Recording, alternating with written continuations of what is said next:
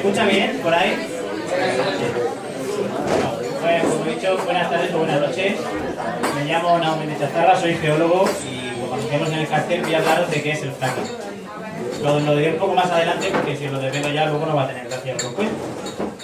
Y bueno, pues he puesto un índice de más o menos lo que vamos a hablar para que tengáis un poco claro el orden lógico del discurso, que luego es posible que ya me pierda y vaya dando vueltas. Bueno, en primer lugar vamos a decir qué son los combustibles fósiles y de qué salen y de dónde salen, perdón. Qué es el fracking y qué no es, porque hay un sentimiento en la sociedad española que no tiene muy claro qué es la técnica ni cómo funciona. Luego vamos a hablar de ventajas e inconvenientes, porque es una técnica que obviamente tiene mucha ventaja, pero también tiene algún inconveniente. Y por último, si hay alternativa a los combustibles fósiles. Si en algún momento de mi charla no entendéis algo, queréis que lo repita o no ha quedado suficientemente claro, o creéis que es un punto interesante para debatir, me podéis interrumpir cuando queráis, me da igual. Si me pierdo en el discurso, luego lo vuelvo a coger. Bueno, antes de nada, quería decir que yo soy geólogo. Y la mayoría de personas cuando piensan en un geólogo piensan en algo así. Hay gente que nos dedicamos a ir por el monte cubiertos de barro todo el tiempo, o gente a la que nos gusta comer piedras, pero bueno, en realidad más bien somos esto, una especie en peligro de extinción, gracias a que el sistema educativo cada vez nos retira más competencias.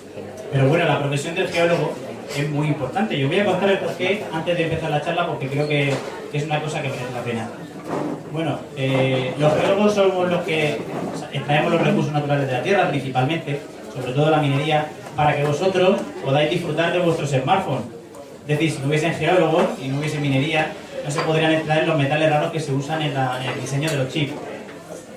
Luego, para que vosotros tengáis los chips lujosos, los geólogos tenemos que encontrar los recursos naturales como el petróleo para que podáis conducir vuestros coches. También somos los que nos encargamos de dónde podemos y dónde no podemos colocar las presas, aunque a veces no siempre sean muy acertados.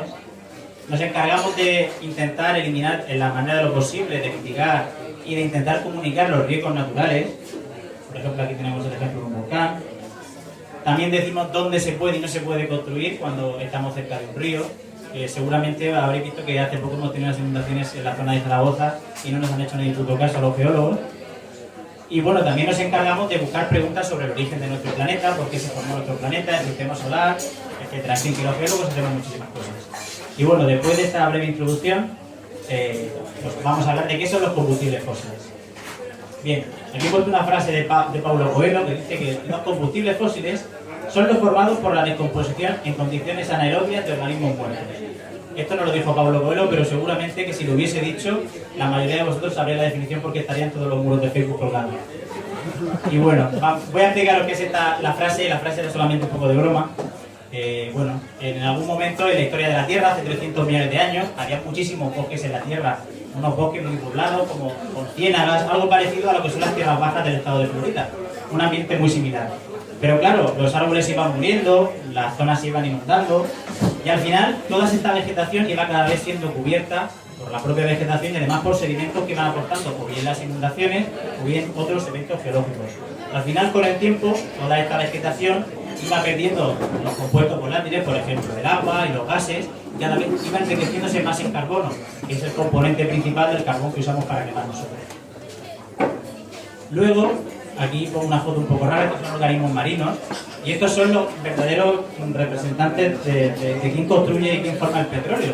Es decir, la descomposición de estos organismos, tan pequeñitos, son organismos unicelulares, el plancton, el fitoplancton, son los que a lo largo también de millones de años, de ir enterrándose, de ir muriendo en los mares, en los océanos, al final acaban transformándose en combustibles fósiles. Y por eso se llaman fósiles, porque al final son los restos de organismos muertos. Y bueno, a colación con este tema, ahora mismo se habla mucho en la televisión de yacimientos convencionales y no convencionales. Y bueno, ¿qué quiere decir esto? Bueno, por un lado tenemos lo que llamamos recursos no convencionales. Los recursos no convencionales son, por ejemplo, cuando queremos fabricar a partir de carbón, petróleo o gas, que sí se puede, aunque parezca un poco raro. Y por otro lado tenemos los yacimientos. Un yacimiento es un lugar desde donde podemos extraer un determinado recurso. En el caso que hoy estamos hablando, un recurso pues sea el carbón o el petróleo. Los yacimientos no convencionales son aquellos que tradicionalmente a lo largo de la historia no eran suficientemente rentables para ser explotados. O bien porque no había la tecnología suficiente, o bien porque las petroleras y las empresas mineras del carbón decidían que no iban a sacar suficiente beneficio de aquello. Bueno, y ahora llegamos al punto central de mi charla, ¿no? ¿Qué es el fracking y qué no es? Bueno, lo primero, ¿alguien sabe cuándo empezó a usarse el fracking? ¿Alguien tiene alguna idea de cuándo empezó a usarse el fracking? ¿Pensáis que es una técnica muy moderna? Bueno, obviamente estamos hablando de finales del siglo XIX, siglo XX o siglo XXI, no nos vamos a remontar al siglo XVI. ¿Alguien sabe más o menos cuándo empezó el fracking a usarse? Bueno, el fracking no es un invento que sea precisamente algo nuevo. El fracking lleva usándose desde el año 1947. Es decir, es una técnica que, bueno, sobre todo en el estado de Texas, que como sabéis es uno de los estados petrolíferos de Estados Unidos más importantes, empezó a usarse allí, fijaos, a experimentarse en el año 47. Es decir, para nosotros el concepto de fracking culturalmente es algo muy nuevo. Sin embargo, es una técnica, fijaos, antes de la segunda mitad del siglo XX. Bueno, pues esto es... ¿Para qué sirve el fracking? Vamos a ver. ¿Alguien sabe dónde se almacena, por ejemplo, el petróleo? Es decir, ¿el petróleo está en cuevas? ¿O dónde se encuentra el petróleo? A ver, ¿quién piensa que el petróleo está en cuevas debajo del mar? Que levante la mano, no pasa nada, no pasa a nadie si alguien se equivoca.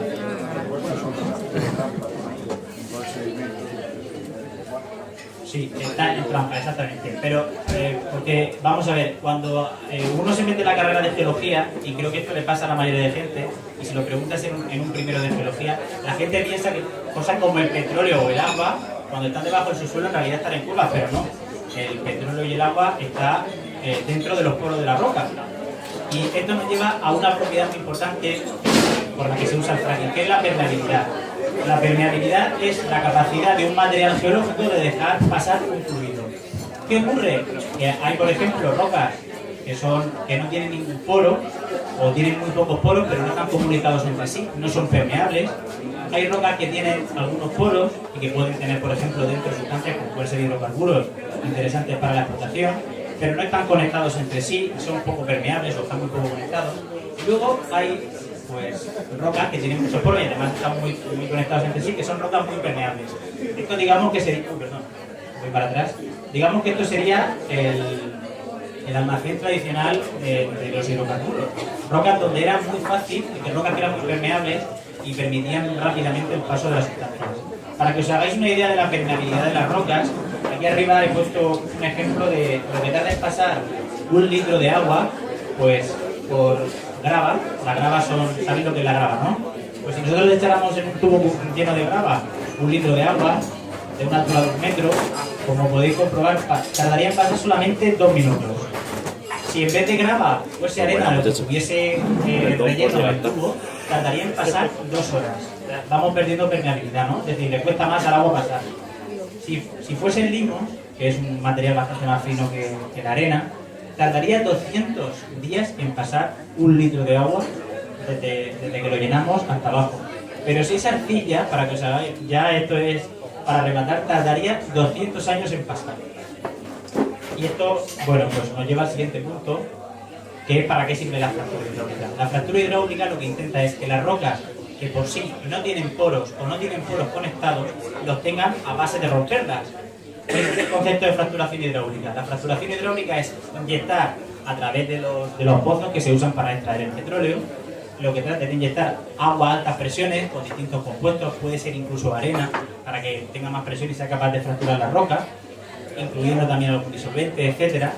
Y lo que intenta es que, bueno, romper la roca y liberar todas estas sustancias que puede ser el gas natural o el petróleo, que están dentro de esos poros de las rocas y que de una manera natural o bien saldría muy lentamente o bien directamente no saldría. Bueno, pues aquí tenemos, esto sería una explotación un poco simplificada de un pozo petrolífero. Aquí tenemos la torre donde sale la torre esta tan icónica de los sondeos petrolíferos. Aquí veis el tubo a través del cual pasa el agua y, por ejemplo, la arena, hacia abajo, hacia una capa donde podemos encontrar un material que tenga, por ejemplo, gas natural, y lo que hace es fracturar, claro, imaginaos que están metiendo altísimas presiones, hasta 500 bares pues de arena y de agua. Entonces al final lo que hace es liberarse y por la misma conducción sube hacia arriba por la presión, sube hacia arriba, pues normalmente el gas natural, que es para lo que más se usa el fracking. Se usa muchísima agua en esta técnica porque el compuesto principal es el agua, pero de eso hablaremos un poco más adelante. Normalmente este tipo de explotaciones consiguen fracturar por cada pozo unos 3 kilómetros a la redonda. Es decir, normalmente estos pozos suelen tener más dimensiones, entonces, pues, para que os hagáis una idea de la potencia que tiene el agua a alta presión inyectada ahí, es decir, es capaz de hacer fracturas a lo largo de 3 kilómetros. Bueno, la palabra que se usa en esta terminología, que también se escucha mucho, es estimulación, porque lo que se hace es estimular a la roca que normalmente daba con muy poco tonelaje, muy pocos metros cúbicos de gas o muy pocos barriles de petróleo al día, a que dé más.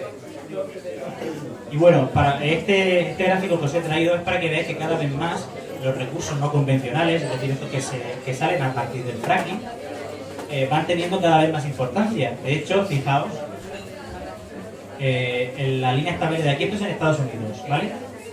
La producción de gas a través, de gas complicado de extraer, que normalmente se hace a través del fracking. Fijaos que antes de por 1990 apenas había contribución, y la predicción es que cada vez más hacia 2035 haya mucho más. Luego, por ejemplo, aquí tenemos... perdón, este era del petróleo. Este es el del gas natural. Fijaos como aquí en el año 2005 más o menos hay un incremento bestial del gas que es extraído de yacimientos no convencionales. Fijaos que va a llegar a ser, según estas predicciones, en el año 2035 hasta el 49% de la producción de gas natural en Estados Unidos. Eso es un disparate. Esto es algo que hace pues 10, 15, 20 años parecía una locura. Pero cada vez más pues tenemos más escasez de recursos porque el gas natural y el petróleo son recursos no renovables. Es verdad que hoy en día se sigue formando petróleo, se sigue formando carbón, pero obviamente nosotros lo consumimos a un ritmo mucho más rápido. Podéis ir, por ejemplo, a la provincia de Granada, la tubera del Padul, y ver cómo allí se está formando ahora mismo carbón. Esto se sigue formando en la actualidad. No es una cosa que se formara hace 500 millones de años. Aquí he traído otra producción, otro gráfico de producción, por ejemplo. Y bueno, el color azul oscuro son los campos petrolíferos que actualmente están en producción. Fijaos como esto es lo que se llama el pico del petróleo, es decir, cuándo hemos alcanzado la máxima producción de petróleo en la historia. Seguramente esto cambia en unos años porque siempre vamos alcanzando el pico, es decir, siempre hemos llegado al límite de nuestra capacidad de extraer. Y bueno, como podéis ver, hay pues un descenso bestial hacia el año 2035 de la producción de los campos que conocemos y que estamos extrayendo actualmente petróleo. Luego tenemos este color azul un poco más claro, que son los campos petrolíferos que conocemos pero que todavía no estamos explotando. Luego, este color azul ahora un poco más intenso, el petróleo que todavía no hemos encontrado, que pueden existir las reservas porque todas las reservas de petróleo del mundo no han sido descubiertas, obviamente. O por lo menos pensamos que todavía no las hemos descubierto. Todavía queda mucha Antártida y mucho océano Ártico como para decir que no queda nada más. Luego, bueno, esto es la producción de gas natural, pero fijaos cómo lo que son los recursos no convencionales cada vez tienen más importancia hacia el año 2035, el petróleo no convencional. Aquí en el petróleo no convencional no solo va el que se extrae del fracking, sino el que sale derivado de otros productos como por ejemplo el carbón. A mí cuando me decían que del carbón se podía sacar gasolina, yo no me lo creía, a mí me costaba mucho. Pero sí, del carbón también se puede sacar gasolina. Para que veáis que las empresas del petróleo han descubierto ya prácticamente de todos los lugares de que se puede sacar gasolina para los coches. Y bueno, el fracking es una técnica muy polémica. De hecho, en los últimos 5 años habréis escuchado en televisión pues cientos de manifestaciones, sobre todo en Andalucía, en la provincia de Zaragoza y en el País Vasco, en contra del fracking. Y bueno, obviamente como todo desarrollo tecnológico tiene sus ventajas e inconvenientes. Y vamos a ver por qué. Bueno, la primera ventaja, que siempre, sobre todo esto es una cosa de los políticos más que una cosa de los científicos y de la gente que se dedica a la exploración del petróleo y del gas, es la independencia energética. Sabéis que España es un país, aquí os lo pongo, es un país que consume, por ejemplo, mucho petróleo y genera muy poco. De hecho, fijaos, somos el país número 16 en consumo de petróleo. Gastamos al día 1.441.000 barriles de crudo. y sin embargo solamente producimos 29.970.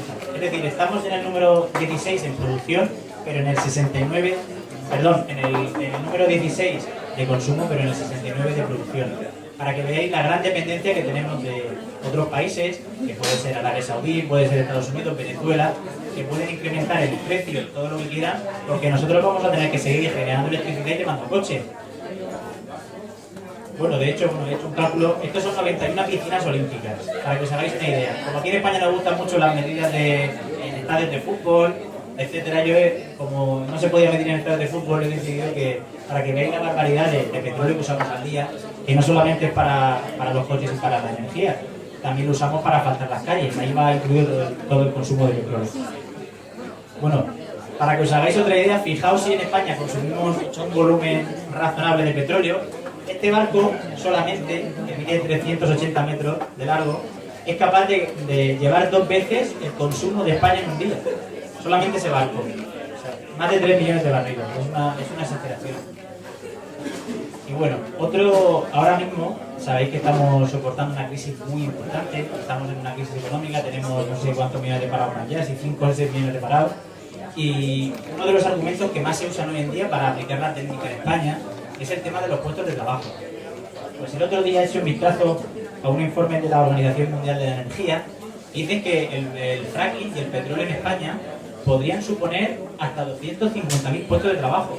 Y uno dice, joder, 250.000 puestos de trabajo cuando tiene 5 millones de parados, la verdad es que está bastante bien, ¿no? Y además de golpe. Bueno, había que leer la letra pequeña, por eso la he puesto también en pequeña. Es de aquí a 2065. O sea que como no nos demos prisa, de aquí no se jubila nadie.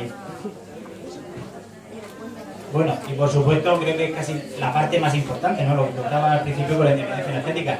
Precios más baratos. Es decir, si podemos sacar nosotros, nos ahorramos el transporte y además somos soberanos sobre nuestros recursos naturales, pues obviamente podremos conseguir precios más baratos, ¿no? Pues yo no lo tengo tan claro. Para abrir un pozo de fracking, según The Economist, porque las empresas petroleras no son empresas, digamos, la reina de la transparencia. No penséis que las petroleras dan mucha información en sus páginas web. De hecho, en Estados Unidos, productos que se usan para hacer fracking, además de la arena y del agua, se usan algunos disolventes y ellos no los cuentan. Es decir, no sé si la Agencia Americana de Protección Ambiental lo sabrá. Desde luego en Internet no los colocan. Para que un pozo de fracking se abra y sea rentable, el precio del barril de crudo tiene que estar entre 80 y 120 dólares. O sea que, imaginaos el escenario energético que nos espera de unos años. Es decir, que esté entre 80 y 120, cuando ahora está a 50 dólares más o menos, es importante. De hecho, debido a la bajada del precio del crudo, muchos pozos de fracking en Estados Unidos han tenido que ser cerrados, porque no era rentable. Es decir, a veces el fracking no da el resultado tampoco que queremos, a veces se abre una gran cantidad de nuevos pozos y al final pues no dan la cantidad de barriles que se pensaban que iban a dar o la cantidad de gas natural, porque o bien la roca no tenía suficiente contenido, o bien no tenía suficiente porosidad, o bien ya se escapó hace mucho tiempo y la exploración no había dado ese resultado. Bueno, el fracking provoca terremotos. Estas son unas noticias que he sacado aleatoriamente de una página de ciencia, de un agregador de noticias científicas, donde salen los artículos revisados por pares, artículos con cierto prestigio, sobre el tema del fracking y los terremotos. Como podéis comprobar, aquí pues, solamente he puesto 4, pero en los últimos 10 años podría poner quizá 200 artículos publicados en la literatura científica intentando relacionar los terremotos y el fracking. Los terremotos. Y esto tiene 2 vertientes. Sí que es verdad que cuando uno fractura las rocas, la energía de las rocas elásticas se libera y se provocan pequeños temblores, que normalmente no son perceptibles y siempre están muy restringidos a los puntos donde se está realizando el fracking. Es decir, más o menos a 3 kilómetros alrededor del pozo. Pero el problema es que pueden haber fallas naturales al lado de los pozos de fracking que no conozcamos, que puedan reactivarse en cualquier momento y provocar terremotos mayores. Como podréis comprobar, esto en un país tectónicamente activo como es España, donde tenemos terremotos, sobre todo en el sureste, hay que tener mucho cuidado, porque la geología de España, aunque dentro de lo que cabe está bien conocida, no la conocemos con la suficiente certeza como para garantizar que no vayamos a disparar un terremoto de mayores características al que pueda provocar el fracking. De hecho, los terremotos del fracking suelen estar entre magnitud 0 y magnitud 3. Y como siempre estas cosas no suelen estar muy cerca de la población humana, pues nadie las nota.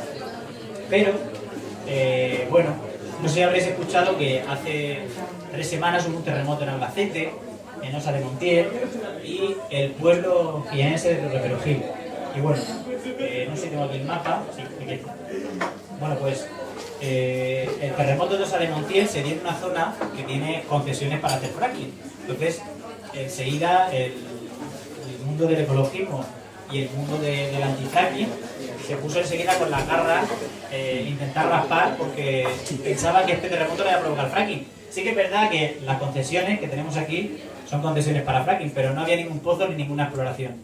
Entonces, de momento, hay que guardarse las armas a la hora de discutir sobre el fracking y los terremotos en España. Pero esto pone de manifiesto que en un lugar donde se iban a realizar explotaciones de fracking, lo que sí que había era una falla activa y que no conocíamos. Porque realmente en la cartografía de luego de fallas activas de España del Instituto Geológico y Minero no aparece. Entonces, eso que no aparece en ningún artículo, y si tampoco aparece en la cartografía geológica, es que no está. Y eso es un problema. Y hay otro punto del mapa en la provincia de Jaén, que hace unos años empezó a tener una serie de terremotos de magnitud baja, no sé si llegó a 1 a 4, y eran muy misteriosos. Y de hecho, uno de los movimientos más fuertes en contra del fracking se ha producido allí, porque la Junta dio autorización a que se realizaran las explotaciones de fracking. Casualmente, todavía no se ha hecho nada, pero la gente sigue achacando la ocurrencia de los terremotos del fracking, a pesar de que no tienen nada. Y bueno, es que no sé si también habréis escuchado recientemente, en los últimos 2 años, el famoso proyecto Castor, que también la gente lo relaciona con el fracking, aunque no tiene nada que ver. Castor era, porque ya no es, era un lugar para almacenar gas natural. Es decir, en momentos cuando la demanda es baja, Castor aprovechaba una antigua explotación de petróleo, que donde todavía tiene sus poros ya prácticamente vacíos, para almacenar gas natural. Entonces, cuando en el momento la demanda fuese muy alta, se podía aprovechar eso como almacén y extraer de ahí el gas natural de nuevo. ¿Qué pasó? Coincidencia. El proyecto Castor estaba al lado de una de las fallas más importantes de España. De hecho, creo que ahora mismo hay 38 imputados por ese tema, por el estudio de impacto ambiental, porque creo que ninguno vio la falla en los mapas y esta falla sí que estaba dibujada. Esto no tiene nada que ver con el fracking y por eso lo pongo, porque mucha gente pensaba que lo que estaba haciendo el proyecto Castor era romper la roca también y hacer fracking, pero en realidad solamente lo que estaba es inyectando de nuevo al almacén para rellenarlo, pero en este caso gas, porque era un almacén de petróleo. Pero bueno, para que veáis que a veces, a pesar de conocer las cosas, cometemos a veces unas decisiones que no son muy adecuadas. Y bueno, por eso siempre digo que España es el primer país donde el fracking provoca terremotos sin haber ni una sola explotación activa. Pero bueno, en fin, son cosas que pasan. Otro problema asociado al fracking, y que yo sepa solamente ha ocurrido en explotaciones norteamericanas, es decir, Estados Unidos, es el problema con el consumo de agua y la contaminación. Es decir, como se señalaba antes en este gráfico, el fracking es una técnica que requiere muchísimo agua. Y España es un país, sobre todo, como repito, en el sureste, que somos cuencas deficitarias, que no tenemos suficiente agua muchas veces para el abastecimiento humano, y de hecho, no sé si el decreto de sequía se habrá aprobado ya. Porque, ¿qué pasa? Que muchas veces la fracturación hidráulica puede tener sus problemas, que la fractura crezca hacia arriba, puede contaminar los acuíferos con estas sustancias. Mientras sea con arena no pasa nada, pero el problema es que el agua y la arena suelen ir acompañados de hidrocarburos, de los disolventes, etc. Y se pueden contaminar los acuíferos. Muchos geólogos dicen que esto es imposible, que lo que en realidad pasa es que la protección del sondeo por donde baja el tubo para extraer estos recursos se rompe casualmente en la zona por donde pasan los acuíferos, el encamisado, y es ahí donde se produce la contaminación. Pero bueno, en fin. Otro problema, aparte del gran consumo de agua, yo digo, es que esto requiere una cantidad de agua que no podéis imaginar. Es el tratamiento de las aguas. El tratamiento de las aguas muchas veces pues, se hace in situ, y muchas veces estas explotaciones no cumplen la normativa mínima. Y lo estoy diciendo en Estados Unidos, que es un país desarrollado, no estoy hablando de ningún país subdesarrollado. No cumplen la normativa y muchas veces desde arriba, desde la propia superficie, se contaminan los acuíferos donde la gente bebe. Porque en España el sistema de agua potable que usamos todos, más o menos está controlado por los ayuntamientos y por el Estado. En Estados Unidos es más bien, sobre todo la gente que vive un poco en zonas rurales, tú te pinchas el acuífero y te bebes lo que hay, y ya esa es tu responsabilidad. Incluso puede ir alguien y sacarte todo el agua del acuífero y tú quedarte sin nada. Y bueno, otro problema que hay asociado a esto, pues, que yo creo que es muy importante, ¿no? Y otro también, que no solamente ocurre en la zona donde hay fracking, en las zonas donde hay carbón y se explota el carbón hay muchos escapes de gas metano. Y este gas metano, pues, va ascendiendo por la roca poco a poco y al final pues provoca problemas porque puedes abrir el grifo y te puede salir metano, o en el sótano de las casas pueden haber acumulaciones de metano importantes y tienes que poner extractores para que no ocurra nada, en fin. Bueno, esto es el lado, digamos, más ecologista de la charla, ¿no? Y bueno, yo quería concluir con una discusión, pero también que seamos capaces de hacer una reflexión seria sobre lo que significa el fracking. Yo os he puesto las ventajas y los inconvenientes. Yo luego al final os contaré cuál es mi opinión. Y yo creo que la reflexión es si no hay una alternativa a los combustibles fósiles. Porque está muy bien que despotriquemos contra las explotaciones petrolíferas, contra la energía nuclear, contra la explotación de recursos naturales, pero es que tenemos alguna alternativa. ¿Hay una alternativa a los combustibles fósiles? Que yo sepa, ahora mismo no. El otro día salió una batería de Tesla en Estados Unidos, que no sabemos ni cuánto va a valer ni cuándo va a estar disponible, que dice que es capaz de acumular una gran cantidad de energía eléctrica si ponemos placas solares en nuestra casa.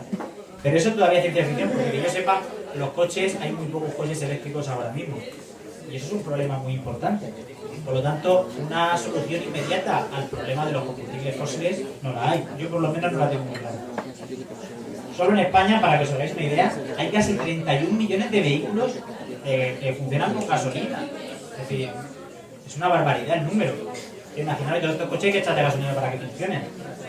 Además, hay centrales térmicas que consumen habitualmente carbón.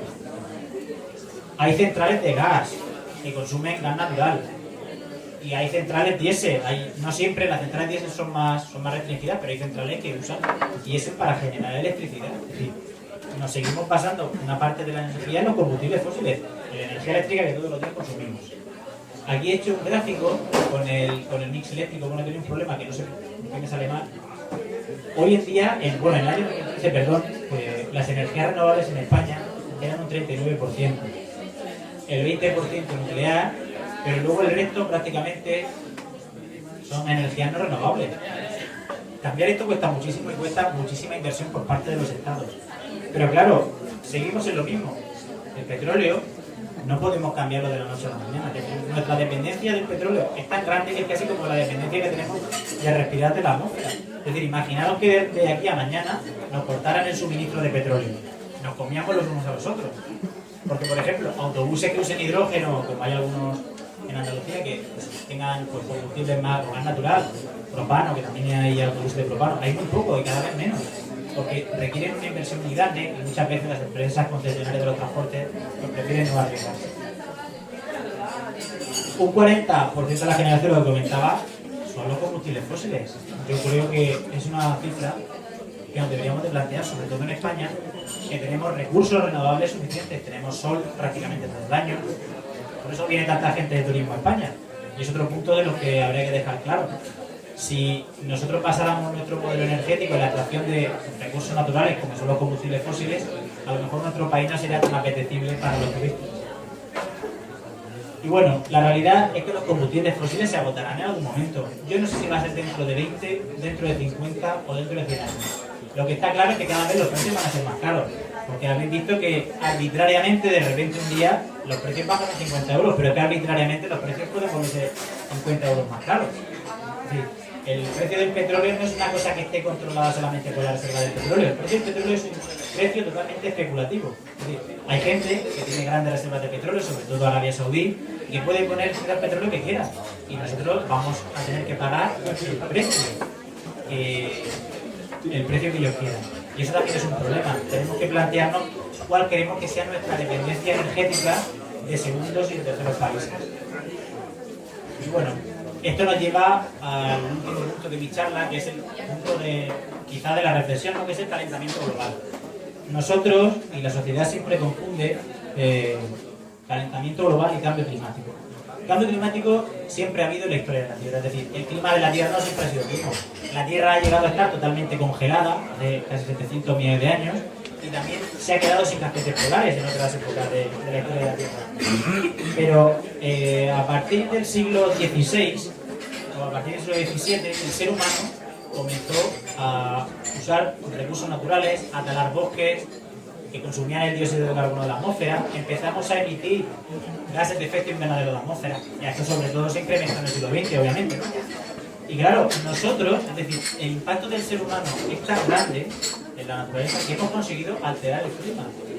De hecho, he traído aquí este gráfico, que es un gráfico de los clásicos que se usan cuando se habla del cambio climático perdón, el calentamiento global. Este gráfico se sacó de un testigo de hielo de un lago de la Antártida y muestra la variación de la temperatura por un lado. Y aquí, en la segunda columna, lo que se ve es la concentración de dióxido de carbono. Bueno, pues como podéis ver, los picos de dióxido de carbono, en momentos en los que la atmósfera hay mucho dióxido de carbono, hay picos de temperatura también, hay picos de temperatura más alta.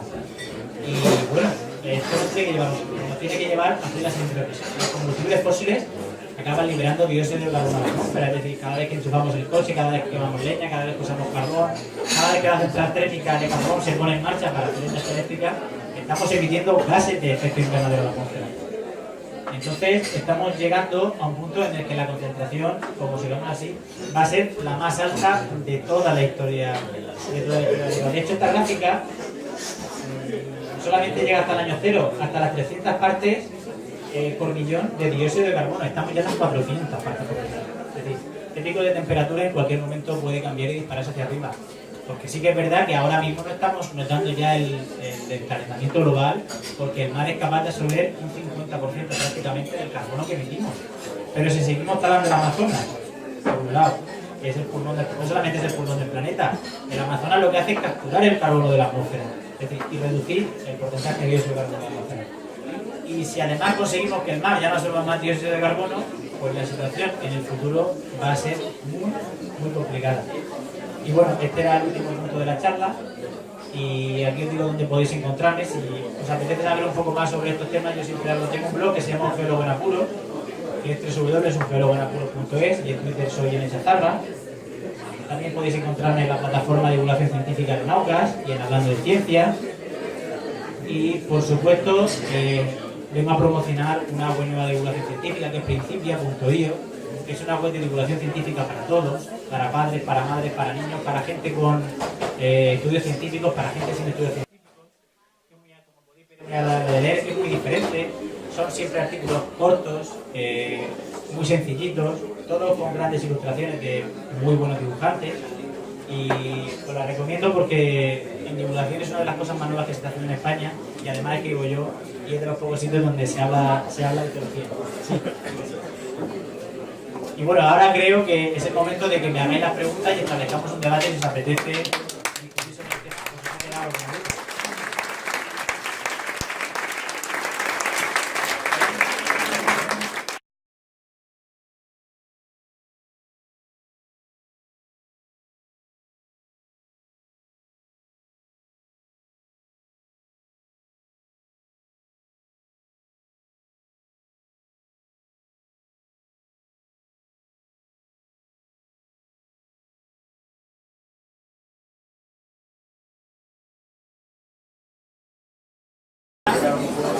¿Se me escucha bien por ahí?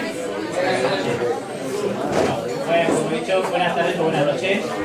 Me llamo Naomi de Chazarra, soy geólogo y como vemos en el cartel voy a hablaros de qué es el fracking. Lo diré un poco más adelante porque si os lo desvelo ya luego no va a tener gracia que os cuente. Y bueno, pues os cuento un índice de más o menos lo que vamos a hablar para que tengáis un poco claro el orden lógico del discurso, que luego es posible que ya me pierda y vaya dando vueltas. Bueno, en primer lugar vamos a decir qué son los combustibles fósiles y de qué salen y de dónde salen, perdón. Qué es el fracking y qué no es, porque hay un sentimiento en la sociedad española que no tiene muy claro qué es la técnica ni cómo funciona. Luego vamos a hablar de ventajas e inconvenientes de combustibles fósiles. Bien, aquí he puesto una frase de Paulo Coelho que dice que los combustibles fósiles son los formados por la descomposición en condiciones anaerobias de organismos muertos. Esto no lo dijo Paulo Coelho, pero seguramente que si lo hubiese dicho, la mayoría de vosotros sabréis la definición porque estarían todos los muros de Facebook colgando. Y bueno, voy a explicaros qué es la frase era solamente un poco de broma. Bueno, en algún momento en la historia de la Tierra, hace 300 millones de años, había muchísimos bosques en la Tierra, unos bosques muy poblados, como con ciénagas, algo parecido a lo que son las tierras bajas del estado de Florida, un ambiente muy similar. Pero claro, los árboles se iban muriendo, las zonas se iban inundando, y al final toda esta vegetación iba cada vez siendo cubierta por la propia vegetación y además por sedimentos que iban aportando o bien las inundaciones o bien otros eventos geológicos. Al final, con el tiempo, toda esta vegetación iba perdiendo los compuestos volátiles, por ejemplo, el agua y los gases, cada vez iba enriqueciéndose más en carbono, que es el componente principal del carbón que usamos para quemar. Es una técnica que obviamente tiene mucha ventaja, pero también tiene algún inconveniente. Y por último, si hay alternativa a los combustibles fósiles. Si en algún momento de mi charla no entendéis algo, queréis que lo repita o no ha quedado suficientemente claro, o creéis que es un punto interesante para debatir, me podéis interrumpir cuando queráis, me da igual. Si me pierdo en el discurso, luego lo vuelvo a coger. Bueno, antes de nada, quería decir que yo soy geólogo. Y la mayoría de personas cuando piensan en un geólogo piensan en algo así. Hay gente que nos dedicamos a ir por el monte cubiertos de barro todo el tiempo, o gente a la que nos gusta comer piedras. Pero bueno, en realidad más bien somos esto, una especie en peligro de extinción, gracias a que el sistema educativo cada vez nos retira más competencias. Pero bueno, la profesión del geólogo es muy importante. Yo voy a contar el porqué antes de empezar la charla porque creo que es una cosa que merece la pena. Bueno, los geólogos somos los que extraemos los recursos naturales de la tierra principalmente, sobre todo la minería, para que vosotros...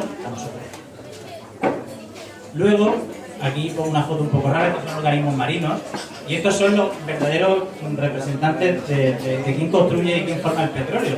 Es decir, la descomposición de estos organismos, tan pequeñitos, son organismos unicelulares, el plancton, el fitoplancton, son los que a lo largo también de millones de años, de ir enterrándose, de ir muriendo en los mares, en los océanos, al final acaban transformándose en combustibles fósiles. Y por eso se llaman fósiles, porque al final son los restos de organismos muertos. Y bueno, a colación con este tema, ahora mismo se habla mucho en la televisión de yacimientos convencionales y no convencionales. Y bueno, ¿qué quiere decir esto? Bueno, por un lado tenemos lo que llamamos recursos no convencionales. Los recursos no convencionales son, por ejemplo, cuando queremos fabricar a partir de carbón, petróleo o gas, que sí se puede, aunque parezca un poco raro. Y por otro lado tenemos los yacimientos. Un yacimiento es un lugar donde podáis disfrutar de vuestros smartphones. Es decir, si no hubiesen geólogos y no hubiese minería, no se podrían extraer los metales raros que se usan en el diseño de los chips. Luego, para que vosotros tengáis los chips lujosos, los geólogos tenemos que encontrar los recursos naturales como el petróleo para que podáis conducir vuestros coches. También somos los que nos encargamos de dónde podemos y dónde no podemos colocar las presas, aunque a veces no siempre sean muy acertados. Nos encargamos de intentar eliminar en la manera de lo posible, de mitigar y de intentar comunicar los riesgos naturales. Por ejemplo, aquí tenemos el ejemplo de un volcán. También decimos dónde se puede y no se puede construir cuando estamos cerca de un río. Seguramente habréis visto que hace poco hemos tenido unas inundaciones en la zona de Zaragoza y no nos han hecho ni puto caso a los geólogos. Y bueno, también nos encargamos de buscar preguntas sobre el origen de nuestro planeta, por qué se formó nuestro planeta, el sistema solar, etc. En fin, que los geólogos hacemos muchísimas cosas. Y bueno, después de esta breve introducción, pues vamos a hablar de qué son los